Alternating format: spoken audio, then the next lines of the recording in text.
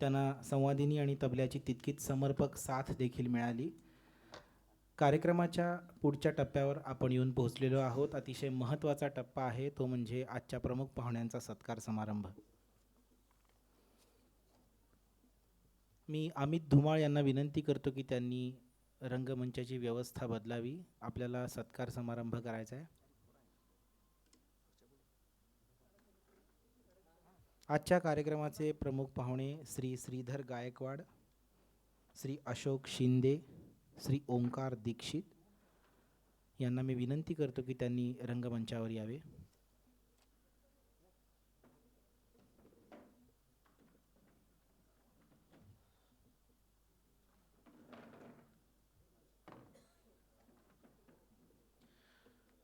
तात्यासाहेब नातू फाउंडेशनचे डॉक्टर श्री शारंग नातू सर यांना विनंती आहे की त्यांनी देखील विख्यात जलतरंग वादक पंडित श्री मिलिंद तुळणकर यांना देखील विनंती आहे.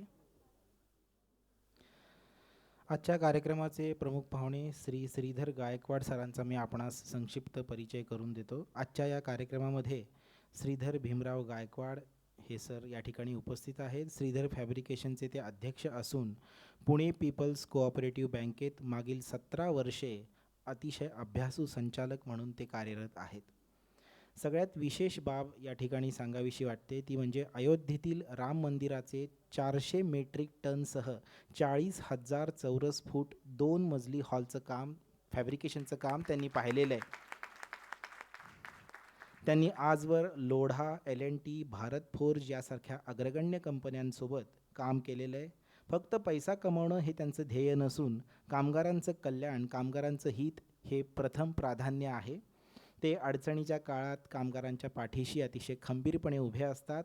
असे हे एवढे मोठे उद्योजक आज शहनाई संगीत अकॅडमीच्या या कार्यक्रमाला आम्हाला लाभलेले आहेत. जोरदार टाळ्या झाल्या पाहिजेत. मी पंडित श्री कल्याण अपार सरांना विनंती करतो की त्यांनी श्री श्रीधर गायकवाड सरांचा सत्कार करावा.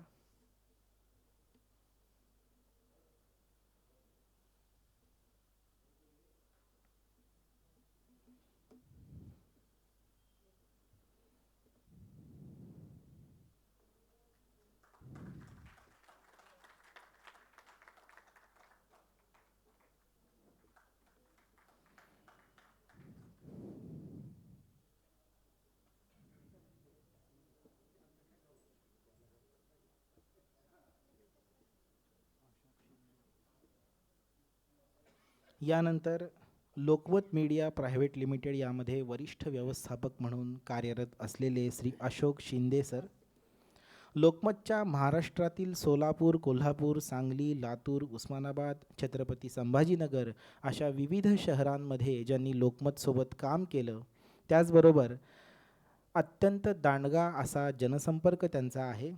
विविध सामाजिक पुरस्काराने देखील त्यांना सन्मानित करण्यात आलेलं आहे आणि लोकमतच्या माध्यमातून जगातील विविध देशांमध्ये त्यांना प्रवास करण्याची संधी मिळाली आणि लोकमतचं कार्य त्यांनी पुढे वाहून नेलेलं आहे. त्याबद्दल विशेष कौतुक आहे त्यांचं. मी श्री संजय अपार सरांना विनंती करतो की त्यांनी श्री अशोक शिंदे सरांचा सत्कार करावा.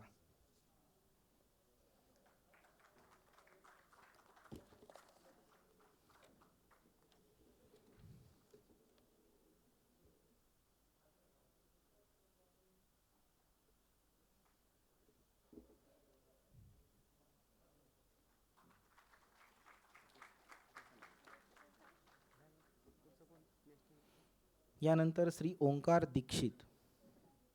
श्री ओंकार दीक्षित हे व्हॉइस ओव्हर कलाकार असून ते उत्तम निवेदक आणि नाट्य अभिनेते आहेत. महाराष्ट्रातील क्रमांक 1च्या लोकमत वृत्तपत्रात देखील त्यांनी 14 वर्ष कार्य केलेलं आहे. अनेक सामाजिक, सांस्कृतिक आणि शैक्षणिक सोहळ्यांचं निवेदन त्यांनी केलेलं आहे. आकाशवाणी पुणे आणि विविध भारती केंद्रामध्ये उद्घोषक म्हणून ते कार्यरत आहेत. रेडिओ, जिंगल आणि शॉर्ट फिल्मसाठी देखील त्यांनी आपला आवाज दिलेला आहे. त्यांचा छंद असा आहे की ते तबला आणि ढोल देखील अतिशय उत्तमरित्या वाजवतात. ही विशेष बाब आहे. मी माझे गुरुबंधू आणि पंडित मुकुंद अनंत मराठे सरांचे शिष्य assistant police sub inspector Shri Nitin Jagtap sir यांना विनंती करतो की त्यांनी मंचावर येऊन श्री ओंकार दीक्षित यांचा सत्कार करावा.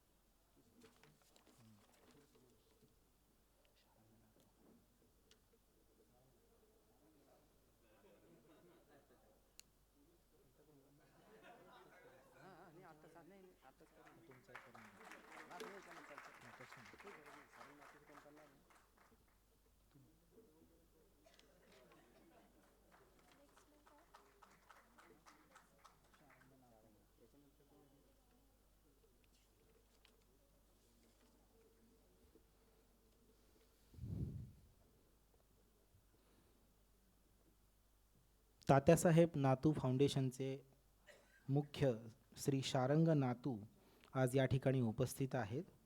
शारंग नातू सरांचा परिचय असा की आपल्या या कार्यक्रमाला ते उपस्थित राहिले याचं मुख्य कारण आहे की त्यांनी कार्यक्रमाला आर्थिक सहाय्य देखील केलेलं आहे. रेफकॉन इंजिनिअरिंग कंपनीचे संस्थापक व व्यवस्थापकीय संचालक आहेत. अत्यंत धडाडीचे उद्योजक तर ते आहेतच, पण त्याचबरोबर तितकेच संवेदनशील आणि अभिजात शास्त्रीय संगीताचे जाणकार रसिक देखील आहेत. 2009मध्येच त्यांनी सामाजिक बांधिलकीच्या जाणीवेतून अभिजात संगीतातील निस्सीम भक्तीतून वडिलांच्या स्मृतिप्रित्यर्थ तात्यासाहेब नातू फाउंडेशन या पब्लिक ट्रस्टची स्थापना केली. गेली अनेक वर्षे तात्यासाहेब नातू फाउंडेशनच्या माध्यमातून अनेकविध कार्यक्रमांमध्ये ते कार्यरत आहेत. काही मुख्य ठळक त्याचा आढावा जर घेतला आपण तर काही ठळक कामं सांगता येतील. गेली सलग 14 वर्षे स्वरयोगिनी डॉक्टर प्रभा अत्रे शास्त्रीय संगीत पुरस्कार गानवर्धन बरोबर संयुक्तरित्या प्रायोजित आहे. डॉक्टर वसंतराव देशपांडे फाउंडेशनच्या वतीने दिला जाणारा डॉक्टर वसंतराव देशपांडे युवा पुरस्कार प्रायोजित आहे. अनेक मान्यताप्राप्त संगीत संस्थांना देणगी स्वरूपात सहाय्य या नातू फाउंडेशनमार्फत केलं जातं आणि श्री शारंग नातू सर हे सहाय्य करतात. तसेच अनेक गरजू विद्यार्थ्यांना देखील अर्थसहाय्य या फाउंडेशनच्या मार्फत केलं जातं. मी पंडित श्री कल्याण अपार सरांना विनंती करतो की त्यांनी श्री शारंग नातू सरांचा सत्कार करावा.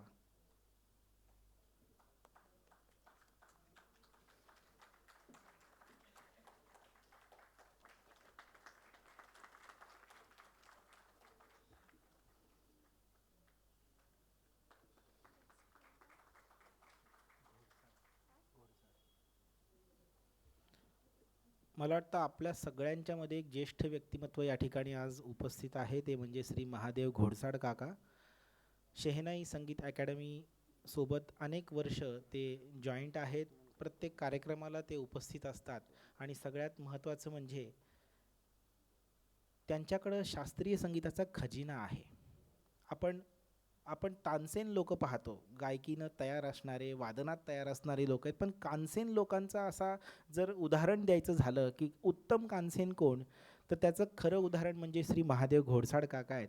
त्यांच्याकडं गेल्या 100 वर्षापासूनच्या वेगवेगळ्या शास्त्रीय गायक कलाकारांच्या, वादक कलाकारांच्या अनेक रेकॉर्ड्स उपलब्ध आहेत. हा खजिना अत्यंत दुर्मिळ आहे आणि कुणालाही हा खजिना सहजासहजी उपलब्ध होऊ शकणार नाही. कुणी इतका साठा जतन करू शकणार नाही. इतकं मोठं कार्य त्यांनी केलेलं आहे आणि त्याबद्दल आपण आपल्या संस्थेच्या तर्फे त्यांचा सत्कार करत आहोत. मी श्री सुधीरजी करंबेळकर यांना विनंती श्री महादेव घोडसाड यांचा सत्कार करावा.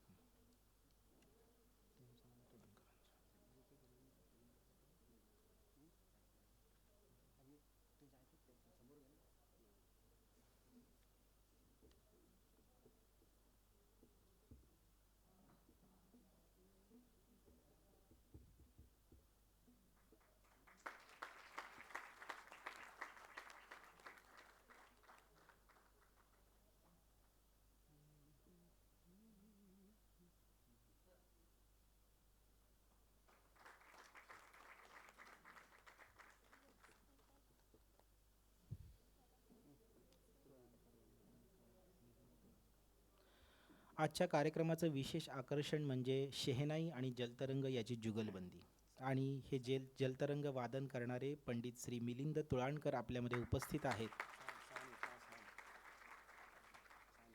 मी श्री राजेंद्र सहाणी सरांना विनंती करतो, गझल गायक सहाणी सर यांनी कृपया रंगमंचावर येऊन पंडित श्री मिलिंद तुळाणकर यांचा सत्कार करावा.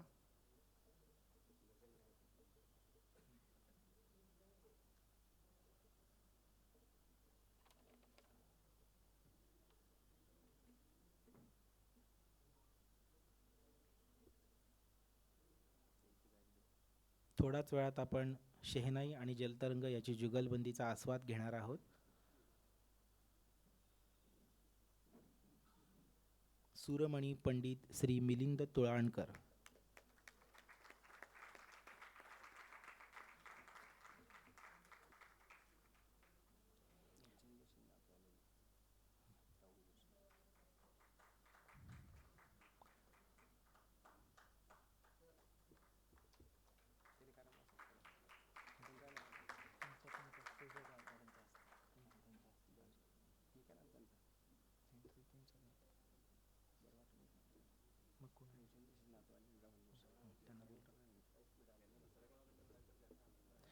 शहनाई संगीत अकॅडमी या संस्थेचे अध्यक्ष आणि सर्वेसर्वा पंडित श्री कल्याण अपार यांचा सत्कार आता आपण करणार आहोत. या ठिकाणी हॉलमध्ये भारतरत्न पंडित भीमसेन जोशी यांचे नातू श्री राहुल जोशी उपस्थित आहेत.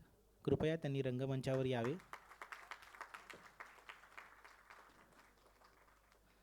मी त्यांना विनंती करेन की त्यांनी शहनाई अकॅडमीचे अध्यक्ष पंडित श्री कल्याण अपार यांचा सत्कार करावा.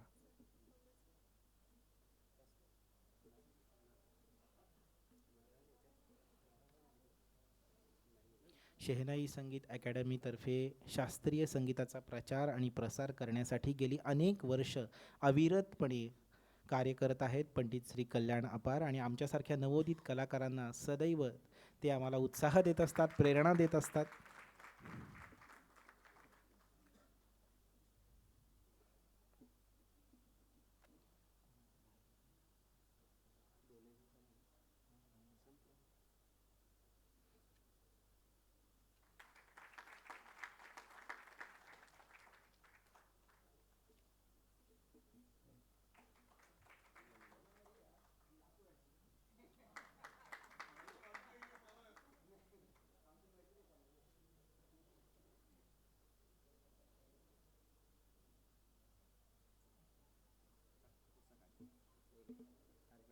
मी सर्व मान्यवरांना विनंती करेन की त्यांनी आसनस्थ व्हावे.